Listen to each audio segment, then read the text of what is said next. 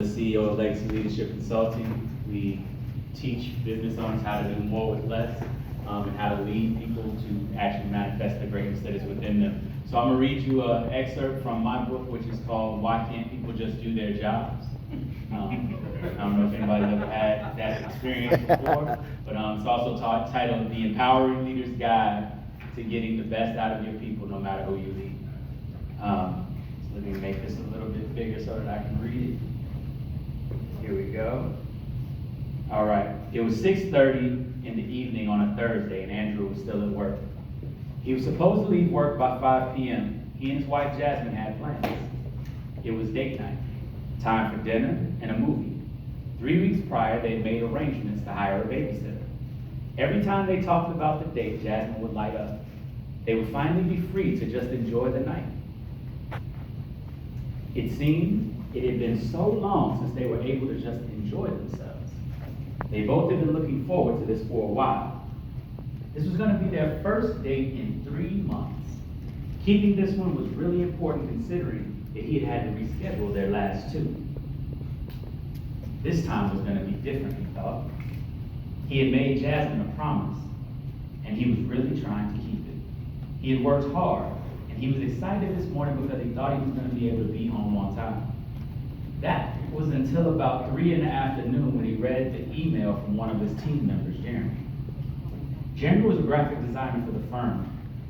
As the executive accounts director for their mid-sized marketing firm, Andrew had a team of about 10 people that he led. Jeremy was one of those that worked directly for him. Andrew had a proposal to give to an existing client regarding a new service that his firm was offering. Jeremy was handling the slides for Andrew's presentation because this one needed to be good. He was also supposed to put together a couple of detailed graphic slides to highlight the pros and cons of choosing Andrew's proposal over the other proposals that the client was considering. Normally, Jeremy does this work, and he does good work on the flyers that they use, posters, social media campaigns, all of those types of things. Andrew thought that this shouldn't be much different for him. It should have been easy for him, actually. This presentation was not for a huge account, but it was important. Jeremy, however, had not worked on a presentation of this scale before, even though it was part of his job description. So Andrew gave Jeremy over 3 weeks to prepare this proposal, which was quite extensive. When they met, Andrew explained to Jeremy the entire project. He made sure that Jeremy had all the information that he needed to get the work done. And at the end of the briefing, Andrew asked Jeremy if he had any questions. "Nope, I got it. If I got any questions, I'll reach out to you," Jeremy said at the end of their meeting. Andrew didn't want to micromanage Jeremy, so he tried to leave him alone much of those 3 weeks. He was aware that Jeremy was very busy during the week that he gave him the proposal, so he didn't even ask him to start it that week. "Just review it for me and let me know if you got any questions." Andrew then met Jeremy again the next week to go over some of the extra requirements that he had for the project. He checked in with Jeremy later that week to remind him of the deadline and again asked him if he had any questions. "Nope, I got it." Andrew just had this feeling though. He had an intuition that he should get Jeremy to show him the graphic slides because those had to be right for the presentation to go well. So yesterday morning, Andrew sent Jeremy an email asking to see the graphics on the proposal.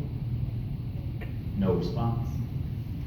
Jeremy was out of the office at meetings all yesterday afternoon, and so they weren't able to review the graphics together. Jeremy's deadline for having the proposal to Andrew was 11 o'clock this morning.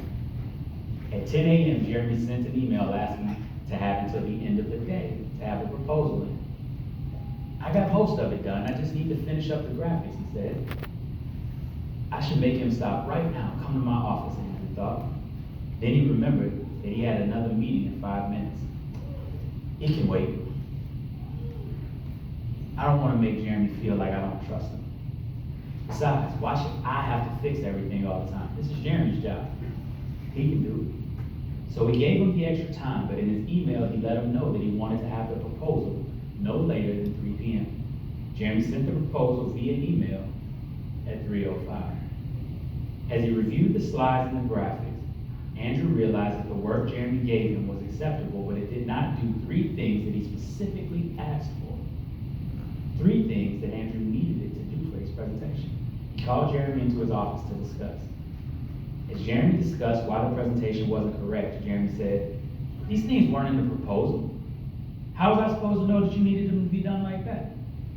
Sound familiar? Andrew reminded Jeremy that they had discussed these things the second week that they went over this. It was something that they had discussed at length on that day, and Jeremy had said that he had no questions. So Jeremy replied, "Oh, yeah, I must have forgotten about that. Well, I didn't start working right on the project until this week, since I had all those other projects that you gave me, so I just went off the email of what you sent me."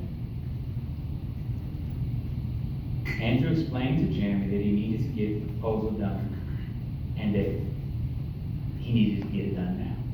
Jeremy let Andrew know that he could stay until 5 p.m., but he had to get his kids from daycare at 5:30, and he was leaving right after to visit family out of town for the next 5 days.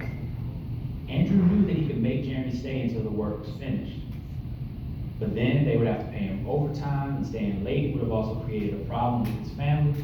Jeremy was a widowed single father of 2, and he was taking his kids to see his parents who live out of state. They couldn't travel much, and he had this trip planned for 3 months.